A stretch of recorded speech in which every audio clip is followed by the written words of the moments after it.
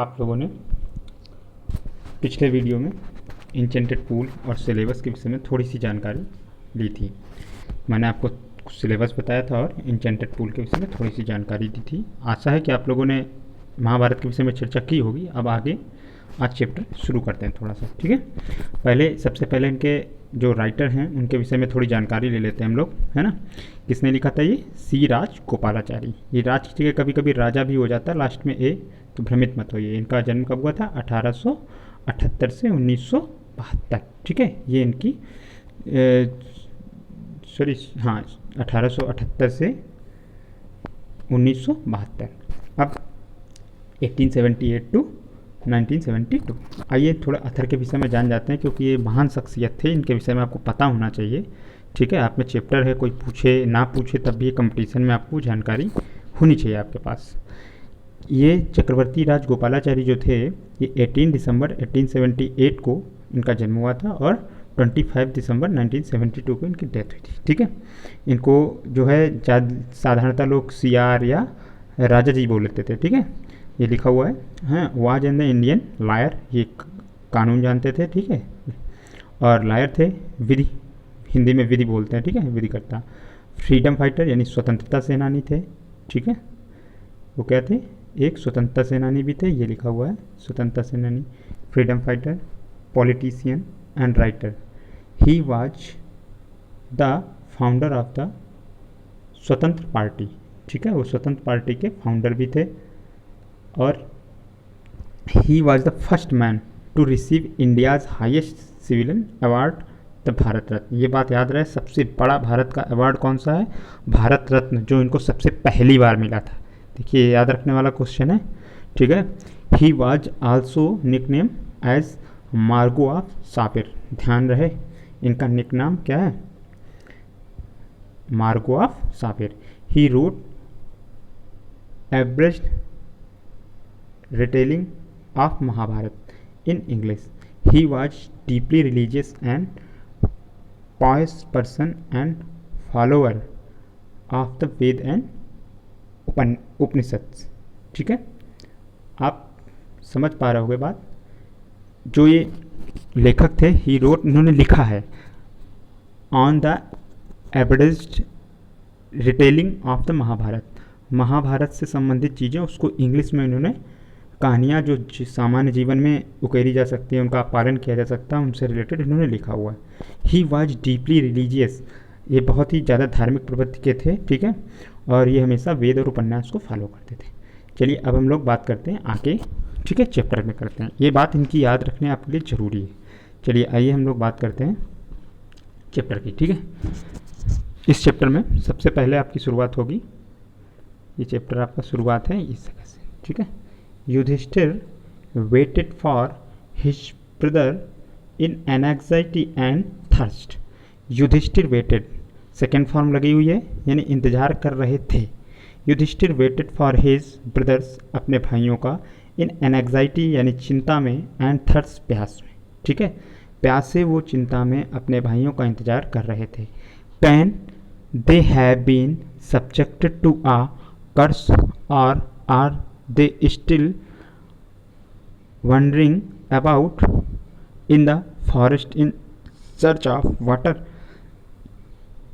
Can, अभी प्रश्न पूछ रहे हैं, क्वेश्चन मार्क है, अपने ही मन से। कैन यानी सकना होता है, ठीक है। Can they have been subjected to a curse, कहीं उनके साथ कोई दुर्भाग्य तो नहीं घटित हो गया। और यानी या, और का मतलब यहाँ पे या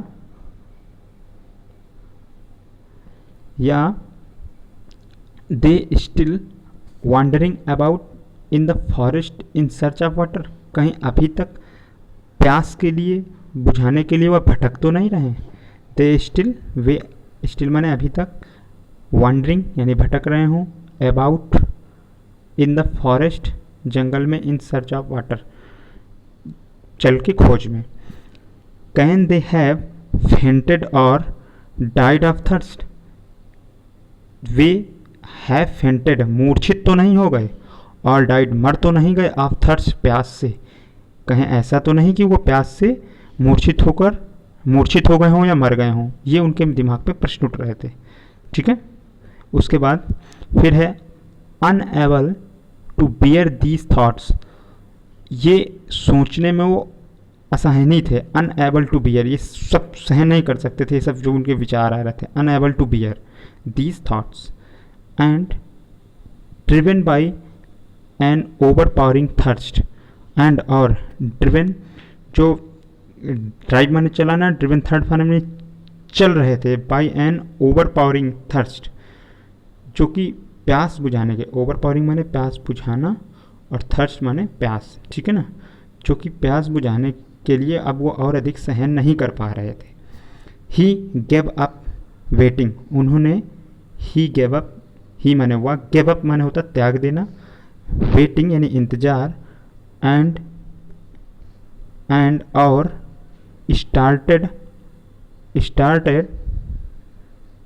started out to look for his brothers, और उन्होंने शुरू कर दिया आउट टू लुक, बाहर देखना, फॉर हिज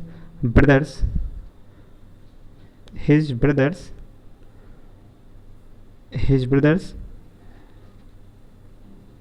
अपने भाइयों को, and the pool hoping that he might find them, जहाँ तालाब की उनको आशा थी, that he was might find them, उन्होंने वहाँ पर ही उन्हें पाया, ठीक है, he might find them.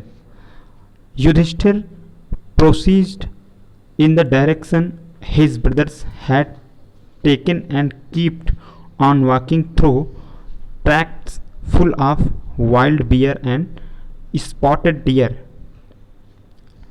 Yudhishthir proceeded जारी रखा, प्रोसीड शुरू किया, इन द डायरेक्शन यानी दिशा में, ऑफ हिज ब्रदर्स अपने भाइयों की, हैज टेकन जो वो ले चुके थे, जो रास्ता ले चुके थे उन्होंने उसी को दोहराना शुरू किया, एंड कीप्ड ऑन वॉकिंग और चलते रहे, थ्रू ट्रैक्ट मतलब जो अनुसरण करना, पालन करना, ट्रैक करना नहीं, रास्ते के जिस रास्ते से गए हों, full of wild bear and spotted, जंगलों की मुसीबत और स्थितियों से, full of the wild bear सहन करते हुए जंगल की मुसीबतों का, एंड स्पॉटेड डियर और जो भालू थे, उनके जो हिरन थे, इन सब भी जो जंगली जानवर थे उनके स्पॉटेड और चिन्ह, एंड बिग फॉरेस्ट बर्ड्स और बड़ी चिड़ियाँ, till he cam upon a beautiful green Midway around a pool of clear water.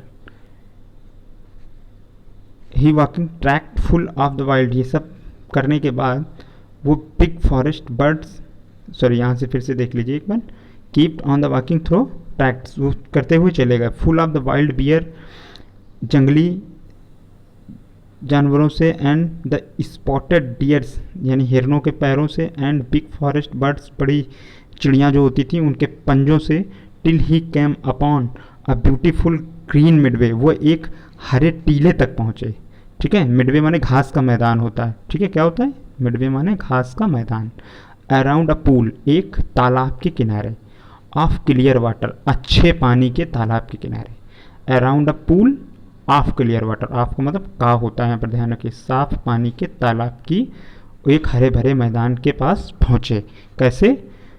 जानवरों और वो भालू, उस भाली को गलत बोल दिया, डेर हिरन, और फॉरेस्ट में जो बड़ी बड़ी चिड़ियाँ होती हैं ना जैसे शुतुरमुर्ग, इनके पंजों को देखते हुए, क्योंकि पानी पीने तो जाएंगे ही कहीं तालाब के किनारे, इसलिए उन्होंने उनको जो है फॉलो किया। उसके बाद फिर है बट व्हेन ही सा हिज ब्रदर्स लेइंग, बट लेकिन व्हेन जब ही सा उन्होंने देखा हिज ब्रदर्स अब उनके भाई, laying there like the flag poles, जैसे झंडे का एक डंडा होता है तो उस तरीके से लंबे लंबे और मरे हुए पड़े थे, तो लेइंग देयर लाइक ऐसे पड़े हुए थे। यहाँ लाइक का मतलब पसंद नहीं है, लाइक का मतलब क्या है जैसे है, ध्यान रखिएगा, ठीक है। फिर है unable to restrain his grief he lifted his voice and wept, unable असहनी, to restrain his grief, restrain his grief, grief का मतलब होता है दुख, he lifted his voice and wept he lifted, lifted माने तो उठाना होता है, हिज वॉइस यानी अपनी आवाज़ को, यानी वो बहुत ज़ोर ज़ोर से आवाज़ उन्होंने बोली या रोने लगे। एंड वेप्ट, जोर की आवाज़ के साथ वह रोने लगे।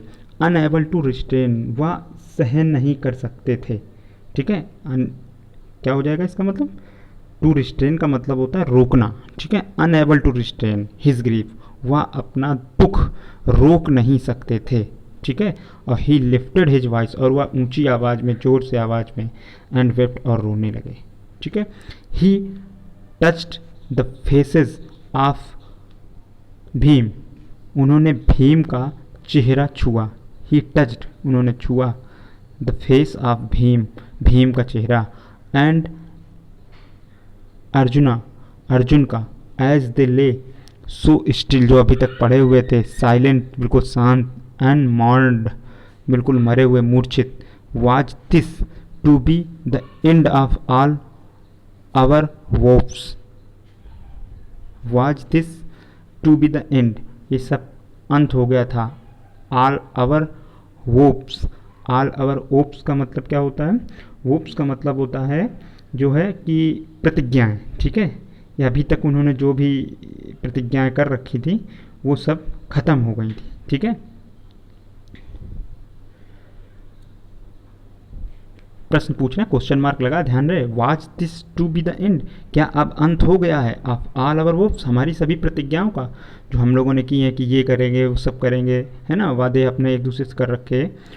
Just when our exile is about to end, you have been taken away, even the gods have forsaken me in my misfortune. Just, तुरंत ही, when our exile, when our exile, जब, ठीक उस समय जब हमारे वनवास का अंत था। एग्जाइल माने क्या होता है? वनवास। एग्जाइल माने, एग्जाइल माने होता है, ये एग्जाइल का मतलब होता है क्या? वनवास, ये वनवास होता है। जस्ट व्हेन आवर एग्जाइल, जब हमारा वनवास है, इज अबाउट टू एंड, खत्म होने वाला है। ठीक है, जस्ट व्हेन, जब our exile is about to, खत्म, खत्म होने वाला है। अबाउट का मतलब लगभग भी होता है, बारे में भी होता है, ध्यान रहे। तो यहाँ अबाउट टू एंड यानी लगभग खत्म होने वाला है। You have been taken away, तुम दूर चले गए। Even the gods have forsaken me in my misfortune, even the gods, अब जो तुम, मतलब भगवान ने तुमको मुझसे छीन लिए गए हो, मेरे संकट के समय देवताओं ने भी मुझे छोड़ दिया।